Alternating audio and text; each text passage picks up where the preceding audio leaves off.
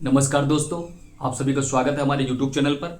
और जैसा कि आप जुरिस्प्रूडेंस की क्लास हमारी 4 वीडियो पढ़ चुकी हैं, उसी श्रृंखला में हम ये 5वीं वीडियो है जिसमें आपको हम बताएंगे कि किस तरीके से प्राकृतिक विचारधारा को भारतीय परिप्रेक्ष्य में अपनाया गया, उसको हम देखेंगे।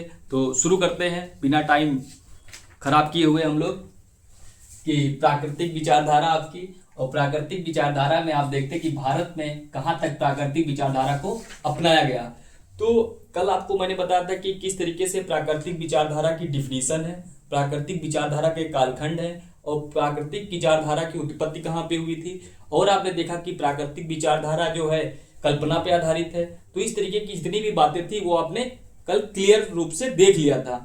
आज हम बात करेंगे कि भारत में कहाँ तक प्राकृतिक विचारधारा को अपनाया गया है, यानी कि भारत की विधि व्यवस्था में किस तरीके से आप प्राकृतिक विचारधारा को देखते हैं। तो उसके आप 3 रूल देखेंगे।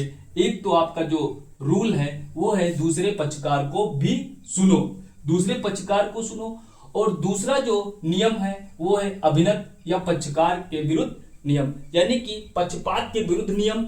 फिर आपका जो तीसरा नियम है ये निर्णय का कारण बताया जाना, यानी कि आपके जो विधि व्यवस्था, आपकी भारतीय विधि व्यवस्था में आपके नेचुरल जस्टिस सिद्धांत का पालन किया गया है। और इस सिद्धांत में बताया गया है, पहला आपका सिद्धांत कि दूसरे पक्षकार को सुनो, और जो दूसरा आपका रूल है पक्षपात के विरुद्ध नियम और निर्णय का कारण बताया जाने। यहां तक आपने समझ लिया कि भारतीय विधि व्यवस्था में 3 तरीके से प्राकृतिक नियम का पालन किया जाता है, यानी किसी भी पक्षकार को सुना जाएगा और उसको कारण बताया जाएगा और उसके अभिनत के विरुद्ध नियम। फिर आप देखते हैं कि दूसरे पक्षकार को सुनो का जो नियम है इस पे एक लैटिन सूत्र पे आधारित है, यानी कि आडी अटरम पटरम के सिद्धांत पे आधारित है। दूसरे पक्षकार को सुनो, इस सिद्धांत में बताया जाता है कि किसी भी व्यक्ति को बिना सुनवाई के निर्णय नहीं दिया जाना चाहिए, यानी किसी भी व्यक्ति के खिलाफ जब भी कोई सुनवाई हो, उस सुनवाई में उस व्यक्ति को तब तक बिना सुने कोई भी निर्णय नहीं दिया जा सकता।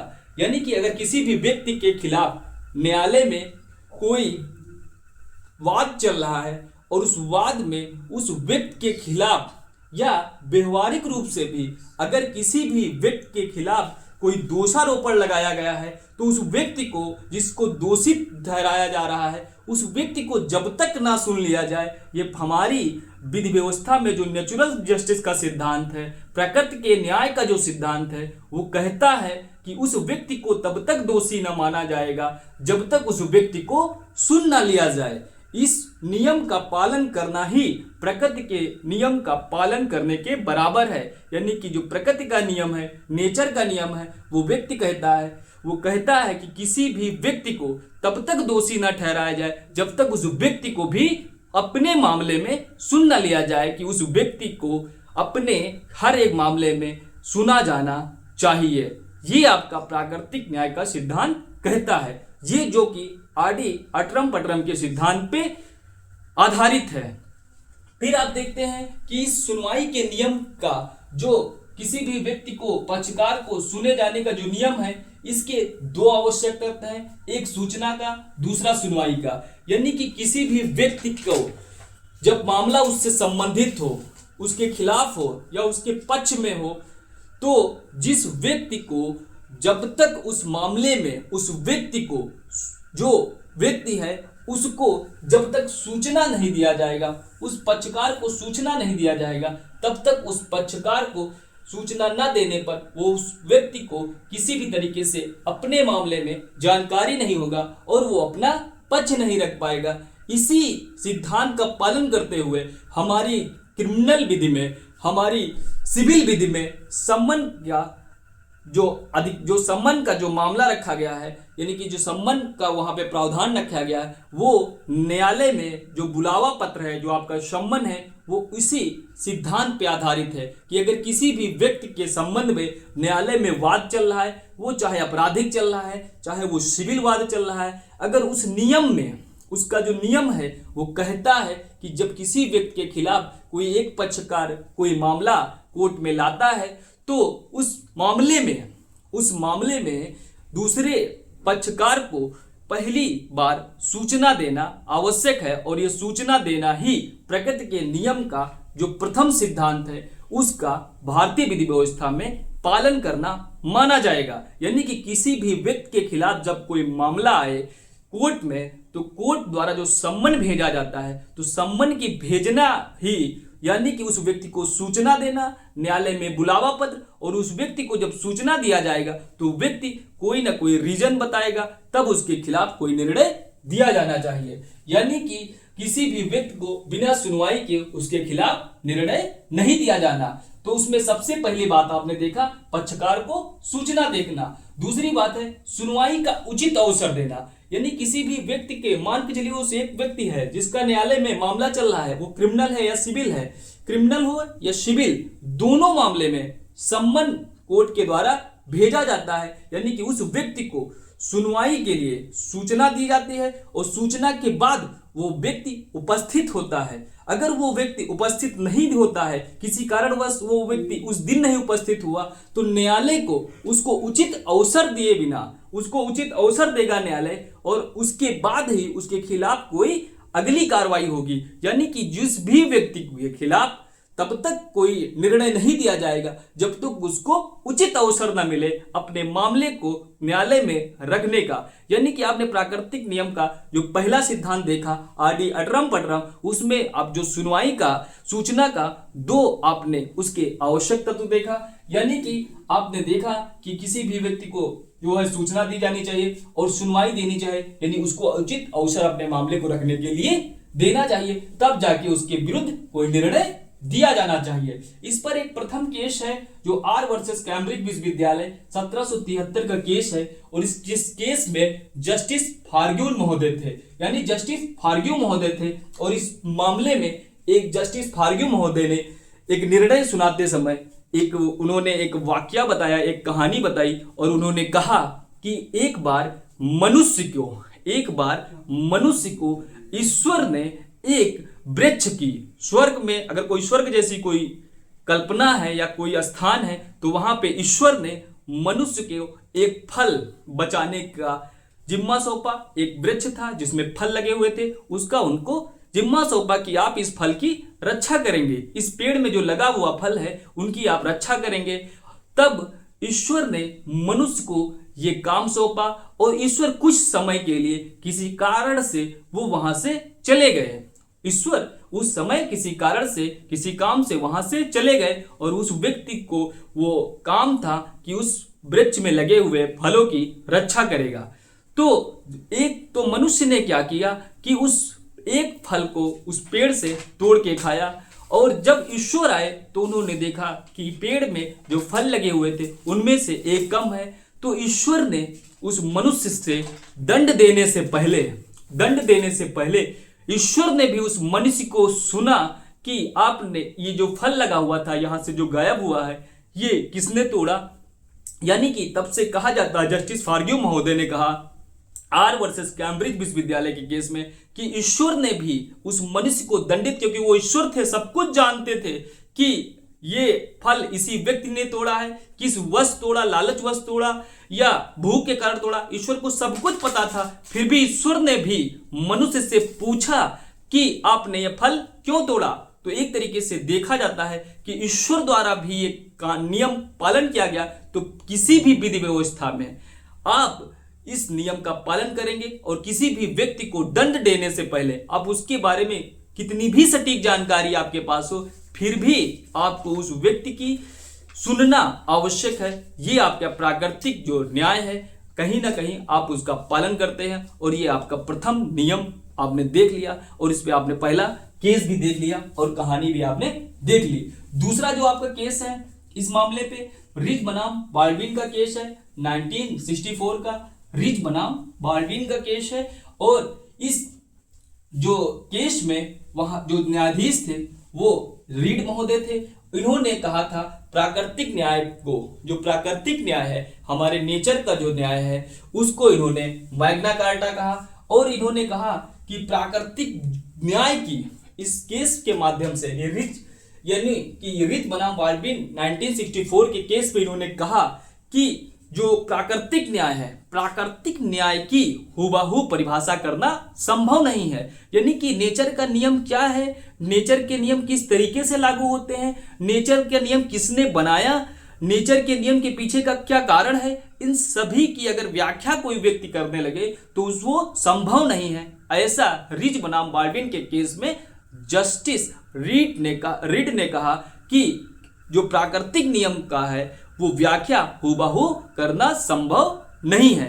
फिर अगला आप देखते हैं कि अगला जो आपका जो प्रावधान है, फिर हम देखते हैं कि प्राकृतिक नियम का जो प्रावधान है भारतीय संविधान में कहाँ पे है ऐसी व्यवस्था। तो देखते हैं आप आर्टिकल 311 में। आर्टिकल 311 में क्या है कि लोक सेवक को हटाया जाना, यानी कि वहां पे होता क्या है कि अगर किसी भी लोक सेवक को उसके लोक पद से किसी भी कृत्य के लिए हटाए जाने की बात की जाती है और वो जो व्यक्ति है उसके हटाए जाने से पहले उसके खिलाफ भी आडि अटरम पटरम का सिद्धांत का पालन किया जाता है। और यहाँ पे नियम होता है कि कोई भी व्यक्ति जो पदाधिकारी है वो पदाधिकारी अपने अधीनस्थ व्यक्ति को ही पदच्युत करने का अधिकार रखता है। यानी कि जो व्यक्ति नीचे के श्रेणी का कर्मचारी है वो ऊपर के श्रेणी के कर्मचारी को बर्खास्त या पदच्युत नहीं कर सकता है, वो उसके खिलाफ किसी भी तरीके के मामले की सुनवाई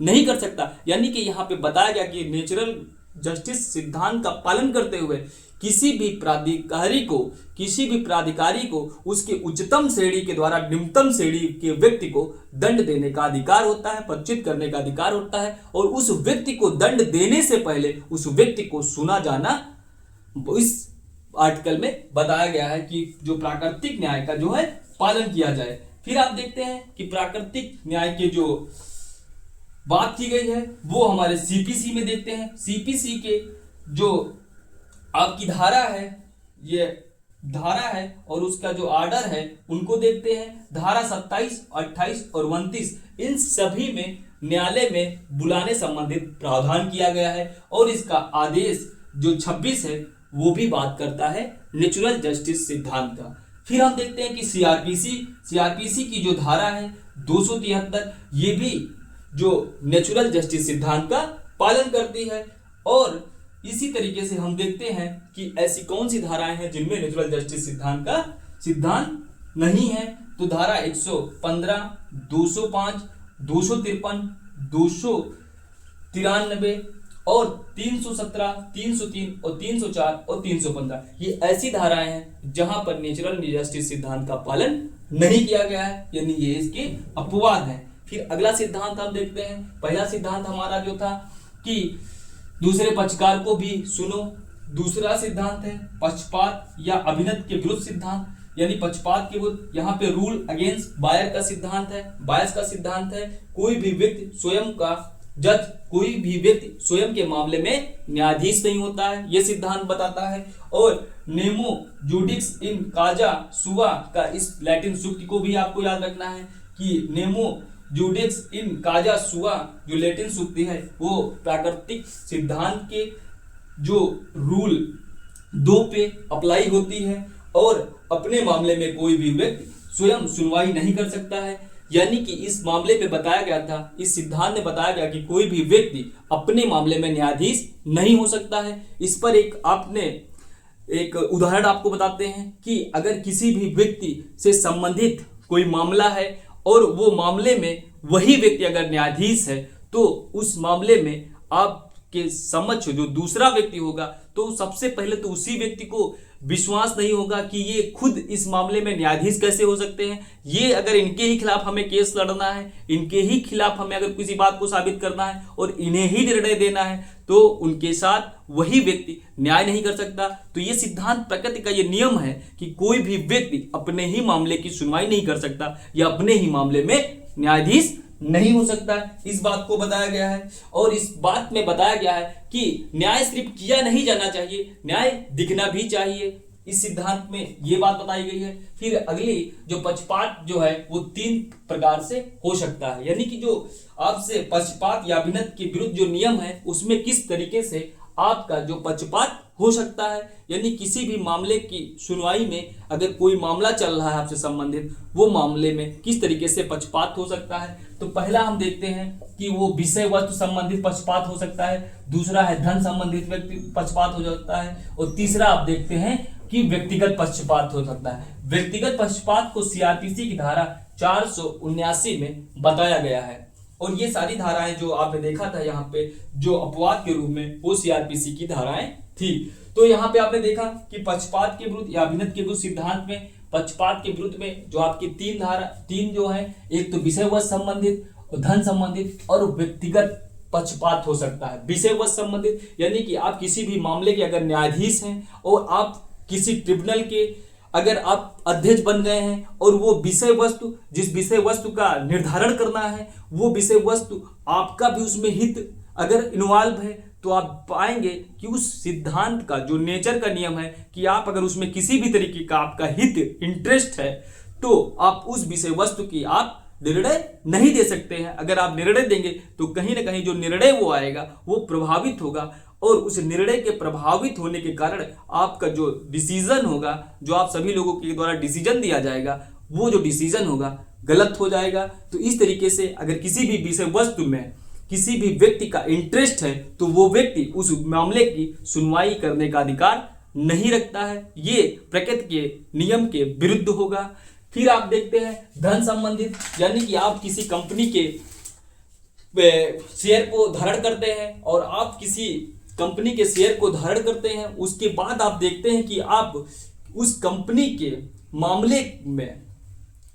के मामले का आप किसी ट्रिब्यूनल के अध्यक्ष हैं और उस कंपनी का मामला उसी ट्रिब्यूनल यानी कि उसी अधिकरण में गया, और फिर आपको वहां पे शेयर भी है, और कंपनी का मामला हो जाने के बाद आपके शेयर होने के कारण आप कहीं उस कंपनी के पक्ष में निर्णय दे दें, क्योंकि आपका भी हित वहां पे धन के रूप में है, तो आपको वहां पे अगर आपको रखा जा रहा है या तो देखा जाएगा कि वो नेचुरल जिस सिद्धांत का पालन नहीं हुआ। तो इस तरीके से धन संबंधित आपने देख लिया। और व्यक्तिगत, अगर किसी भी मामले में आपकी व्यक्तिगत हित आपका है, डायरेक्ट इंटरेस्ट है, तब भी आप उस मामले की सुनवाई नहीं कर सकते हैं। ये भी आपके नेचुरल जिस सिद्धांत के अंतर्गत आता है। फिर अगला जो है आपका जो सिद्धांत, वो है निर्णय का कारण बताया जाना, आधार बताया जाना, या निर्णय तक किस निर्णय में आप किस हद कैसे पहुंचे उसका कारण बताया जाए।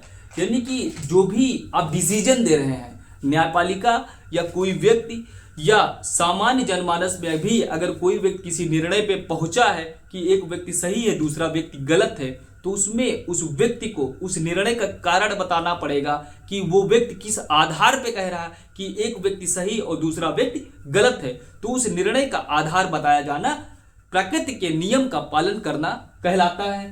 तो आपको देखते हैं कि इसमें जो एक विधिशास्त्री हुए हैं लॉर्ड डैनिंग महोदय ने कहा कि कारण बताए जाना अच्छा होता है, कारण बताने से स्पष्टता आती है और मनमानेपन का अभाव होता है और निर्णय में निखार आता है। यानी कि लॉर्ड डैनिंग महोदय ने क्या कहा कि कारण बताना अच्छा होता है, कारण बताए जाने से स्पष्टता आती है और मनमानेपन का अभाव होता है और निर्णय में निखार आता है। ये कोटेशन आपकी पूछी गई थी, तो हमने इसको यहाँ पे आपको बता दिया कि लॉर्ड डैनिंग महोदय क्या कहते हैं कि अगर किसी भी मामले में कारण बताया जाता है तो मनमानेपन का एक तरीके से कोई स्थान नहीं होता है और जो निर्णय निकल के आता है उसमें निखार आता है और स्पष्टता आती है। यानी किसी भी मामले में अगर निर्णय का कारण बता दिया जाता तो सामने वाले व्यक्ति को भी पता चल जाता कि किस कारण से हम इस में दोषी हुए या हमारे खिलाफ मामला गया, तो उससे स्पष्टता भी आती है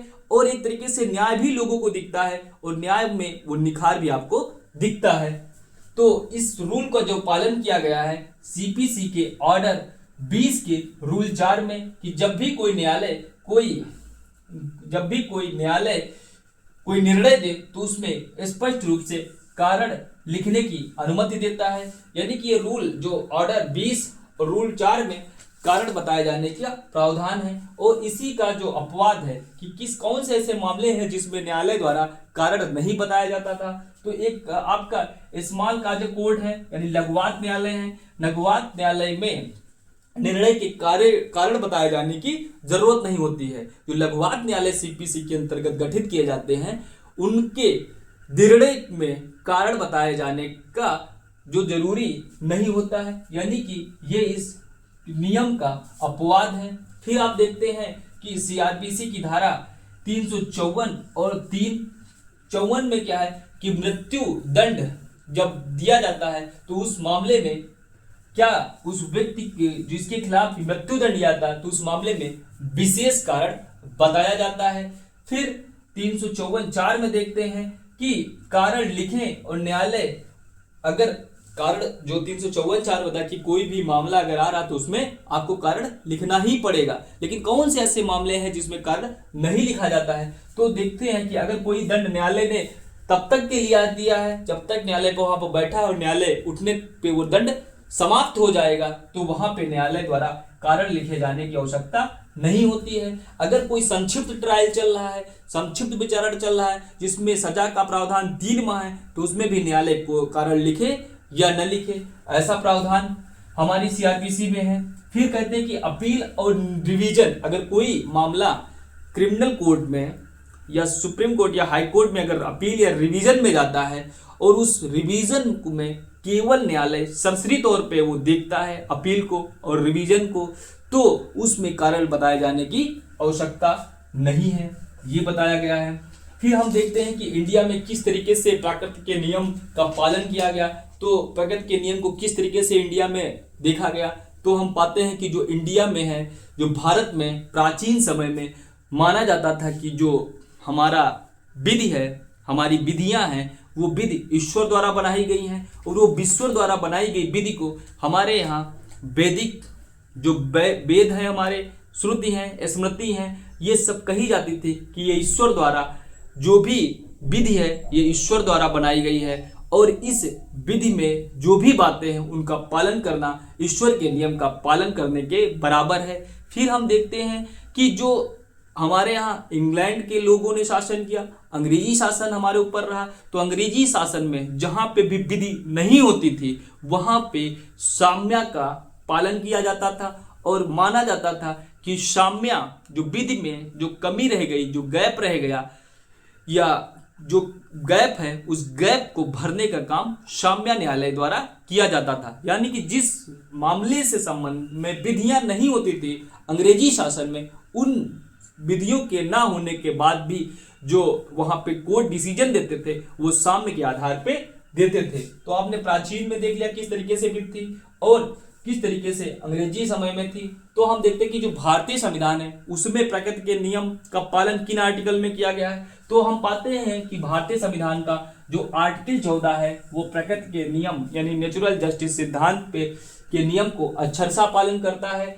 और फिर हम देखते हैं कि भाग 3 भी जो मानव होने के नाते व्यक्ति को मूल अधिकार दिए गए हैं और मूल अधिकार भी प्रकृति के नियम के अनुरूप है, यानी नेचर के नियम के हिसाब से वो दिए गए हैं, तो वो भी हमारे प्रकृति के। फिर हम देखते हैं जो भाग 4 में जो हमारे डीपीएसपी है वो भी लोक कल्याणकारी राज्य की जो आधार पे बनाए गए हैं, यानी लोक कल्याणकार के बारे में बात करता है, तो वो भी हमारे प्रकृति के नियम पर आधारित है। लेकिन जब मुख्यतः हम आर्टिकल देखते हैं तो 14, 15(4) और 20(1) और आर्टिकल 23, 24 और 311 में स्पष्ट रूप से हम देख पाते हैं कि प्रकृति के नियम का पालन किया गया है। फिर हमारी भारतीय विधि व्यवस्था में बहुत से महत्वपूर्ण वाद आए जिसमें नेचुरल जस्टिस सिद्धांत के बारे में बताया गया। तो पहला हम केस देखते हैं DS Yadav versus union of India. DS Yadav versus union of India के केस में बताया गया था कि आर्टिकल 14 प्रकृति का जो सिद्धांत है यानी कि जो प्राकृतिक यानी नेचुरल जो सिद्धांत है वो निहित है। DS Yadav versus union of India के केस में बताया गया कि आर्टिकल 14 में नेचुरल जस्टिस सिद्धांत का पूर्ण रूप से समाहित है। ये बात DS Yadav versus union of India के केस में माननीय उच्चतम न्यायालय द्वारा बताया गया। दूसरा आपका जो केस है Maneka Gandhi versus union of India. Maneka Gandhi versus union of India के केस में बताया गया कि प्राकृतिक न्याय मानवीयता का बड़ा सिद्धांत है और विधि में स्पष्टता लाने का काम करता है। यानी कि किस वाद में कहा गया है कि प्रकृति न्याय मानवीयता का बड़ा सिद्धांत है और विधि में स्पष्टता लाने का काम करता है। तो ये बात बताई गई थी मेनका गांधी के केस में। Maneka Gandhi versus union of India में बताया गया था कि प्रकृति न्याय मानवीयता का बड़ा सिद्धांत है और विधि में स्पष्टता लाने का काम करता है। तो आपने देख लिया। फिर आप देखते हैं कि उसके बाद जो केस हमारा आया वो ईपी रुपैया वर्सेस स्टेट ऑफ तमिलनाडु का, जिसमें जस्टिस आपके पीएन भगवती साहब थे। इन्होंने कहा था कि मनमानापन और समता एक दूसरे के शत्रु हैं। यानी कि ईपी रुपैया वर्सेस स्टेट ऑफ तमिलनाडु, ये यूजीसी नेट और जुडिशरी के एग्जाम में 4 से 5 बार ये कोटेशन पूछी गई है। यानी कि आपको इस पे स्टार लगा के लिख लेना है कि ईपी रुपैया वर्सेस स्टेट ऑफ तमिलनाडु में जस्टिस कौन थे, तो पीएन भगवती महोदय थे। और इन्होंने इसमें बताया कि मनमानापन और समता एक दूसरे के शत्रु हैं। जहां व्यक्ति का कार्य मनमानापन होगा, यानी कि जिस कार्य में व्यक्ति को मनमानापन अगर हो गया, अगर उस व्यक्ति ने उस कार्य को मनमानेपन से किया है, तो आप देखेंगे कि उसमें समता के नियम का उल्लंघन किया गया है। ईपी रुपैया वर्सेस तमिलनाडु राज्य के जो केस में बताया गया जस्टिस पीएन भगवती द्वारा कि अगर जो समता है और मनमानापन है एक दूसरे के कट्टर विरोधी है, एक दूसरे के शत्रु हैं, अगर इसमें किसी भी तरीके से अगर कोई व्यक्ति मनमानेपन से कार्य करेगा तो समता का उल्लंघन 100% होने वाला है। ये बात उच्चतम न्यायालय ने ईपी रुपैया वर्सेस स्टेट ऑफ तमिलनाडु में कही। फिर आप देखते हैं कि नरगिस मिर्जा का केस आपको देखना है कि नरगिस मिर्जा का केस भी आप जो है प्रकृति के सिद्धांत पे आधारित है। और इसमें जो आपने देखा था कि एयर इंडिया होस्टों की जो एज को लेकर, उनके विवाह को लेकर, उनकी सेवा को खत्म करने की जो बात कही गई थी कि उनकी सेवा केवल और केवल स्त्री होने के कारण एक एज तक उनको विवाह नहीं करना था। तो इस तरीके से माना गया कि इस तरीके का जो नियम है एयर होस्ट इंडिया, जो इंडियन एयरलाइंस का जो ऐसा नियम है, वो नियम नेचुरल जस्टिस सिद्धांत का उल्लंघन करती है। और ये इस तरीके से ये जो नियम है प्रकृति के नियम के विरुद्ध है और वो असंवैधानिक है। फिर आपने देखा रुदल शाह और भीम सिंह का मामला। रुदल सिंह और भीम सिंह के मामले में भी प्रकृति के नियम का पालन किया गया। फिर अगला केस आपका है AK क्रेफेक वर्सेस यूनियन ऑफ इंडिया। इसमें क्या हुआ था कि इस वाद में भी नेचुरल जस्टिस सिद्धांत का पालन किया गया था। इसी तरीके से एक केस आपका है जो नेचुरल जस्टिस सिद्धांत से हुसैन आरा खातून वर्सेस बिहार राज्य, हुसैन आरा खातून वर्सेस बिहार राज्य के मामले में भी नेचुरल जस्टिस सिद्धांत का पालन किया गया था कि किसी भी व्यक्ति को केवल जितने उस व्यक्ति को किसी मामले में सजा नहीं है, उसमें अगर किसी व्यक्ति को वहां पे बंदी बना के रखा गया उससे ज्यादा दिन तक, क्योंकि उसमें सुनवाई नहीं हो पाई, तो उस व्यक्ति को कैदी के रूप में जो रखा गया तो उसके नेचर के जो नियम के खिलाफ है। और इसमें इस तरीके से नेचुरल जस्टिस सिद्धांत को भी समाहित किया गया। फिर आप देखते हैं कि अशोक कुमार दीक्षित वर्सेस यूपी 1987 के केस में कहा गया कि त्वरित न्याय प्राकृतिक न्याय का ही रूप है। यानी त्वरित न्याय प्राकृतिक न्याय का ही रूप है, वो बताया गया अशोक कुमार दीक्षित वर्सेस 1947, यानी अशोक कुमार दीक्षित वर्सेस यूपी के केस में बताया गया कि त्वरित न्याय प्राकृतिक न्याय का ही जो है रूप है और उसी का पालन किया जाना चाहिए। तो दोस्तों आपका जो प्राकृतिक नेचुरल विचारधारा है वो आपने देख ली। यानी नेचुरल विचारधारा में आपने तीनों रूल देख लिए। तीनों रूल देखने के बाद आपने उसके सिद्धांत देख लिए, उसकी लैटिन सूक्तियों को देख लिया। फिर आपने देखा उससे संबंधित जो भारतीय विधि व्यवस्था है, भारतीय विधि के संविधान में नेचुरल जस्टिस सिद्धांत का किन आर्टिकलों में पालन किया गया है। फिर आपने देख लिया केस एक एक करके। पहला केस आपने DS यादव का देखा, दूसरा मेनका गांधी का देखा, तीसरा ईपी रुपैया का देखा। फिर आप नरगिस मिर्जा का केस देखा, रुदल शाह, AK क्रेफेक, हुसैन आरा खातून, यानी अशोक कुमार दीक्षित। तो आपने नेचुरल जस्टिस सिद्धांत जो आपकी जो विचारधारा थी, प्राकृतिक विचारधारा, वो आपका नेचुरल स्कूल समाप्त हो रहा है। तो आप अगली वीडियो जब आपको दी जाएगी तो जितने भी क्वेश्चन आज तक पूछे गए हैं उनको ऑब्जेक्टिव क्वेश्चन को आपको दिया जाएगा और उस वीडियो को भी आपको देख लेना है। तो आपका ये जो पूरा कंप्लीट टॉपिक आपको मिल जाएगा और किसी भी तरीके की क्वेश्चन, चाहे वो जुडिशरी हो, चाहे आपका APO हो, अगर वहाँ पे जूरिस्प्रूडेंस पूछा जा रहा है जिस स्टेट में, वहाँ पे आपके सारे मार्क्स क्लियर हो जाएंगे। तो दोस्तों आपको हमारा वीडियो पसंद आया होगा, तो हमारे अगर चैनल पे आप नए हैं तो इसको सब्सक्राइब कर लें। जय हिंद दोस्तों, धन्यवाद।